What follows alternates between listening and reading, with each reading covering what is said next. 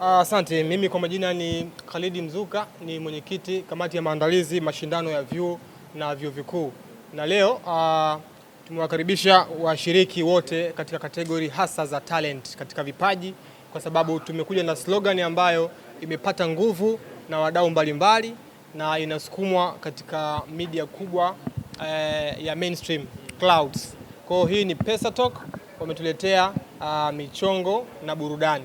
Tunakuwa tunazungumza michongo mbalimbali, namna ya connectiana, kama tunavyojua kwamba katika vyuo ndio potential nyingi zipo. Asilimia kubwa sana ya vijana sasa hivi wako vyuoni, lakini pia vyuoni ndio kuna watu ambao ndani ya miaka 2-3 ijayo wanakuwa ndio watu wa maamuzi, wanaenda kukalia viti. Kwa hiyo tuko nao katika mashindano na leo tumewakaribisha. Hii ni semina kwa ajili yao, tulipangilia kuwa semina elekezi. Kwa hiyo baada ya kufanya press tukakutana na volunteers. Leo ni siku yao kabla ya kwenda kuzindua mashindano rasmi tarehe 3 mwezi wa 5. Kwa kijana ambaye hajafika leo hapa, ana kipi special ambacho amekikosa na aliyefika atakipata? Kwanza kabisa ambaye hajaja leo atakuwa na bahati kidogo kwamba baadhi ya vitu anaweza kuvipata, lakini ni baadhi ya vitu. Leo waliokuja tuliwaambia waje na business card. Wale wenye talent za kuchora tumewaambia waje na picha zao, wanaweza kuziuza hapo hapo kwa mgeni rasmi, kwa sababu mgeni rasmi ametoka Wizara ya Vijana, Maendeleo na vitu kama hivyo, si ndio, mambo ya ajira. Kwa hiyo sasa katibu mkuu yule yuko pale, anaona zile kazi moja kwa moja, anaweza akapenda picha, akarequest, akataka kuchorwa, akataka kuchorewa, umeona. Lakini pia wanao perform stage, stage mmeiona ni stage moja nzuri sana, kubwa sana. Kwa hiyo wamepata experience ya kujaribu kabla ya kwenda kwenye mashindano. Kwa huyu mtu hawezi kufanana na yule ambaye hajaja kabisa. Kwa yule ambaye hajaja ataona, lakini amekosa ile experience. Lakini pia kama hivyo baada ya hapa tunapata chakula pamoja, tuna socialize kabla ya burudani. Ule muda ni muda ambao tutabadilishana contact, tutaambizana. Kuna vitu ambavyo wanafunzi bado hawavijui. Hawajui kama wizara hii na taasisi hii, ambao taasisi hii inaweza kutusaidia sisi moja kwa moja. Kuna watoaji mikopo, kuna wawezeshaji mbalimbali ambao tumewaalika leo, wako hapa kutoa fursa mbalimbali. Kwanza leo wanagawa, wamesema kuna zawadi surprise nyingi kama mmeona maboksi yakiwa yanaingia, lakini pia kuna express drive wamekuja, wamesema wanatoa kadi 300 kwa washiriki na wanafunzi kujifunza kuendesha magari. Yani Express Driving Academy wamegundua kwamba kukosa leseni sometime inamsababisha mtu akose ajira. Kwa wanakuja na mpango wa kumpatia leseni, lakini sasa wao sio watu wa leseni. Leseni inatolewa na mamlaka za serikali. Lakini mamlaka za serikali zinataka cheti cha driving, si ndio? Na ufanye test na polisi. Kwa wakasema tunataka tufundishe watu 300 bure. Kwa kadi zinagawiwa hapa. Kwa hiyo ilikuwa ni wetu anayekuja hapa na anapata kadi hapa. Umeelewa vizuri? Yes. So asiyekuja unaweza kuona tayari kuna kitu anakosa. Ukumbi una watu 460, kuna waliokuja na wamekosa. Unaweza kuimagine ambaye hajaja hawezi kupata. So at least aliyekuja akakosa kadi atapata kitu kingine, atapata t-shirt, kuna endorsement nyingi ambazo zinaendelea. Kwa machache ndani kuna Hometown Studio wamesema leo kwenye presentation kwamba top 3 katika watu wote wanaohitaji studio, poetry, wa kuimba, wa kurap na wazalishaji wa masuala ya storytelling watarekodiwa. Top 3 watarekodiwa bure. Na mshindi wa kwanza katika kategori zote hizo atapata video pia, yani watamshoti pia video yake. Kwa hiyo sisi tulisema tunaanzisha mashindano ya Uni Champion ambayo sisi tutasimamia mashindano, lakini sio lazima yawe ya kwetu. Mtu yoyote akija akasema nataka shindano fulani mimi nilidhamini lote, sisi tunamruhusu. Ndio maana unaona tumeanza kuwapata hao Hometown, wanachukua watu hao. Tulikuwa na CUC ni partners wetu, wameshachukua talent kwamba sisi tutawapa training na tutaenda kuwauza product zao na kazi zao. Kwa hiyo tunaendelea kukaribisha wadau mbalimbali waje wachukue. Tuna kategori 50. Si kama tunazishindwa, lakini we unlock potentials za wanafunzi, lakini pia potentials za wadhamini waje. Kwa iwe media, iwe taasisi, iwe kampuni, iwe wafanyabiashara, iwe mabalozi. This is Uni Champion. Hawa ni mabingwa kutoka vyuo. Kila mshiriki sisi tunaamini ni bingwa. Kabla ya kumsahau bingwa nambari 1 mama yetu Samia Suluhu Hassan. So mabingwa hawa ni mabingwa wa Samia. Tunatoa pia wito kwa serikali ije itie nguvu. Hakuna chombo ambacho kina nguvu kama serikali. Tunashukuru kwanza serikali imesha engage na sisi kwa upande wa partnership ya media ambayo tuko nayo kuanzia mwanzo mpaka mwisho, lakini pia tunahitaji taasisi mbalimbali kwa sababu tuna category mbalimbali ambazo zinagusa maeneo mbalimbali. Kwa mfano COSTECH, Wizara ya Elimu na Sayansi na Teknolojia, tunawaita, kuna vijana wa innovation, wana innovation zao kali sana, zinaweza zikafanya na zikawa na tija katika taifa kwa ujumla. Mbali zaidi, tarehe 10 tutakuwa na mdahalo ambao huu mdahalo ni kuelekea uchaguzi mkuu, ushiriki wa vijana na wasomi katika uchaguzi mkuu mwaka huu 2025. Tunataka kupima miaka hii na miaka 10 iliyopita ipi bora. Mdahalo huu sio mdahalo wa kukosa.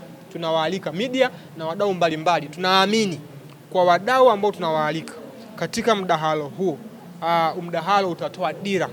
Pengine na watunga sera wanaweza kupata cha kuchukua kutoka kwa vijana. Tulikuwa tunaona mambo haya miaka 2000, miaka 2005. Unakuta jambo fulani katika wizara fulani yalikuwa ni maamuzi ya wanazuoni kutoka vyuo vikuu. Hii imepotea, sasa inarudi kupitia debate, Uni Champion debate ya tarehe 10 mwezi wa 5. Mengine mengi tutayazungumza tena tunavyokuwa tunazindua michezo tarehe 3 mwezi wa 5 viwanja vya Gambina. Pale ndio michezo yote 6 tulionayo tunakwenda kuizindua. Football kwa wanaume, basketball kwa wakike na wa kiume, volleyball kwa wakike na wa kiume na netball kwa wakike.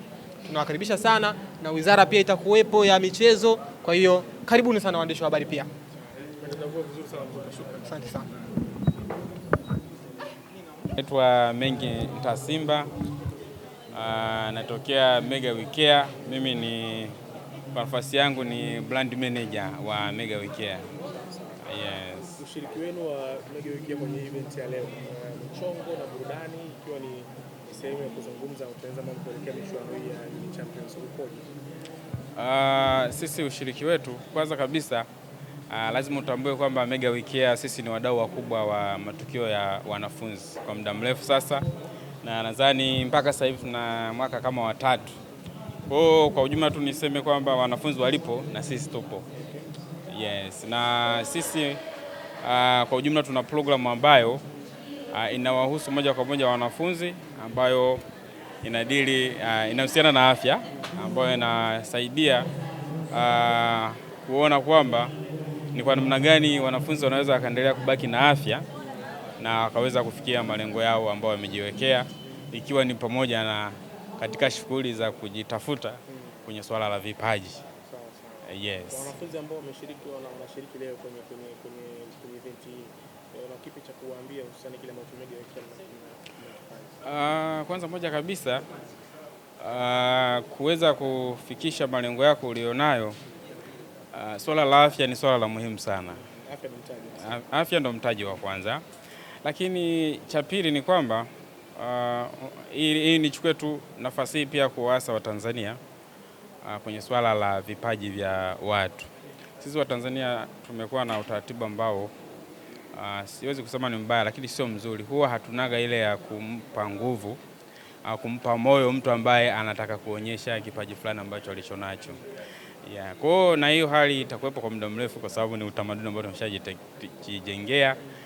Yeah. Kwa hiyo na kwa vijana ambao wameweza kushiriki leo, kwanza ni wapongeze, wameonyesha uthubutu, na kitu kingine ni kwamba na wasihi waweze kuwa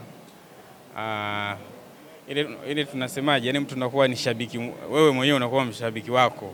Mfuasi wewe mwenyewe. Yes, yani wewe mwenyewe unakuwa fan of yourself.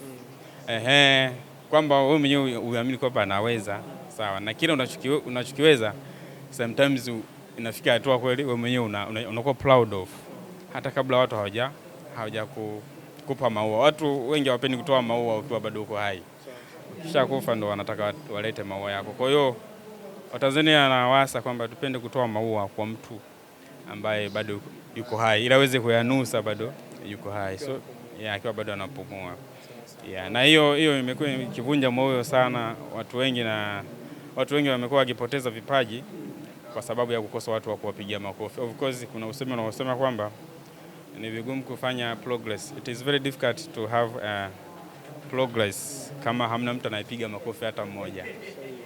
Yes. Kwa hiyo wewe mwenyewe uwe wa kwanza kujipigia makofi kwa kile unachokifanya, alafu mambo mengine yatafuata. Mimi hilo naomba niwaase sana washiriki wa leo. Yes. Wewe kama mdau ambaye uko karibu na wanafunzi, wanafunzi wa vyuoni, na waambiaje kuelekea mashindano haya ya Champions ambayo yanaenda kugusa kila chuo?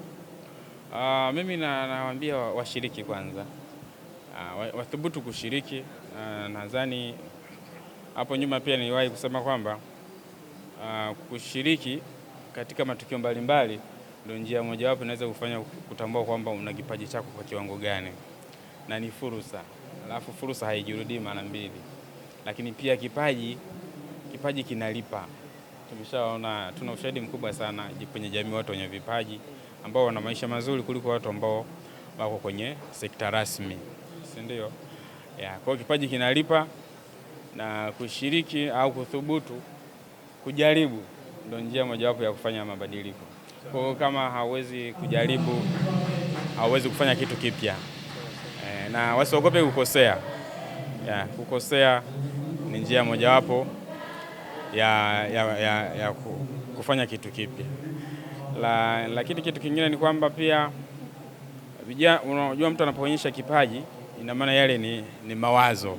Yaani mawazo yaliyoko kichwani anayaleta kwenye jamii. Kwa kuna usemi unaosema kwamba Einstein alisema kwamba hii dunia tunayoishi ni product ya mawazo yetu. Kwa tukitaka dunia ibadilike, pia inahitaji pia tubadilishe mawazo.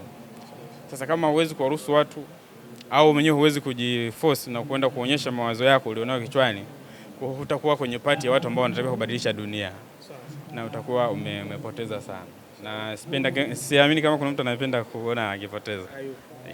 Shukrani sana.